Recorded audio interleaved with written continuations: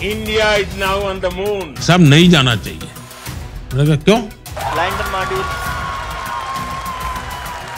টেলিভিশনের পর্দায় তখন মহাকাব্যিক এক নাটকের চূড়ান্ত মুহূর্ত।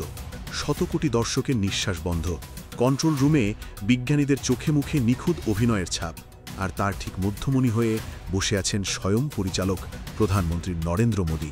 তার হাতে ভারতের তেরঙা পতাকা, মুখে এক বিজয়ের হাসি। অবশেষে চিত্রনাট্য অনুযায়ী সেই মাহেন্দ্রক্ষণ এলো। চন্দ্রযান-৩ সফলভাবে চাঁদের দক্ষিণ মেরুতে অবতরণ করল।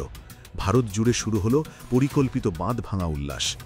কিন্তু এই ব্লকবাস্টার সিনেমার দ্য এন্ড লেখার আগেই এক বিস্ফোরক প্রতিবেদন যেন সব উন্মাদনাকে এক মুহূর্তে থামিয়ে দিল।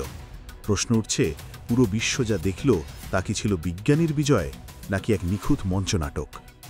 সম্প্রতি ফেক নিউজ ওয়াচডগ নামের একটি সংস্থা প্রকাশিত ৬৫ পৃষ্ঠার শ্বেতপত্র ঠিক এই প্রশ্নটি ছুড়ে দিয়েছে। তাদের দাবি, চন্দ্রযান-৩ নাকি চাঁদের অবতরণের সেই ঐতিহাসিক দৃশ্যটি কোনো বাস্তব চিত্র নয়, বরং কম্পিউটার জেনারেটেড গ্রাফিক্স বা সিজিআই দিয়ে তৈরি এক ডিজিটাল ভ্রম। প্রতিবেদনে বলা হয়েছে, ইসরোর কন্ট্রোল রুমের সেই শ্বাসরুদ্ধকর মুহূর্তগুলো ছিল আগে থেকে সাজানো, যা দর্শকদের একটি চরম ঝুঁকিপূর্ণ অভিযানের অনুভূতি দেওয়ার জন্য মঞ্চস্থ করা হয়েছিল। তাহলে কি ভারতের এই মহাকাশ বিজয় আসলে এক বিশাল ধাপ্পাবাজি? এই প্রতিবেদনের অভিযোগ আরও গুরুতর।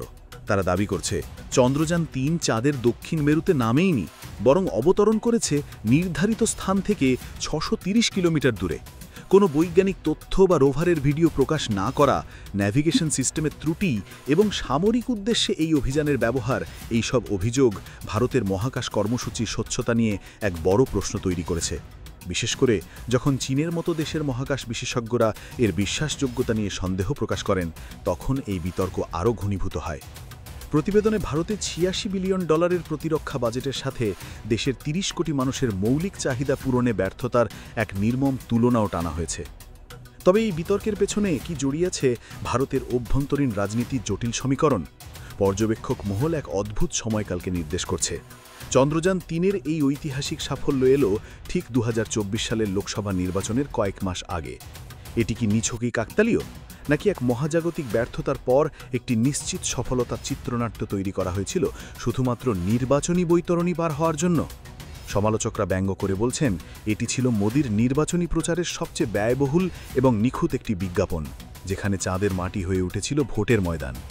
যখন ৩০ কোটি মানুষ নিরাপদ পানি থেকে বঞ্চিত, তখন চাঁদে পৌঁছানোর এই বিজয় কি জনগণের আসল সমস্যা থেকে নজর ঘোরানোর এক মহাজাগতিক কৌশল ছিল না?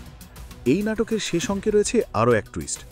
যে ফেক নিউজ ওয়াচডগ এই বিস্ফোরক প্রতিবেদন প্রকাশ করেছে, সেটি পাকিস্তান ভিত্তিক একটি সংস্থা, এবং এই খবরটি মূলত পাকিস্তানের গণমাধ্যমগুলোই সবচেয়ে বেশি প্রচার করছে। এখন প্রশ্ন উঠছে, এই প্রতিবেদন কি তবে এক ভূরাজনৈতিক প্রতিদ্বন্দ্বিতার অংশ? এটি কি ভারতের সাফল্যকে খাটো করার জন্য এক পরিকল্পিত পাল্টা প্রচারণা? উত্তর যাই হোক, চন্দ্রযান-৩-এর এই বিতর্ক এখন আর শুধু বিজ্ঞান বা প্রযুক্তির মধ্যে সীমাবদ্ধ নেই। এটি পরিণত হয়েছে দুই চিরপ্রতিদ্বন্দ্বী দেশের এক নতুন স্নায়ুযুদ্ধের ময়দানে। নিউজ ডেস্ক, ২১শে টেলিভিশন।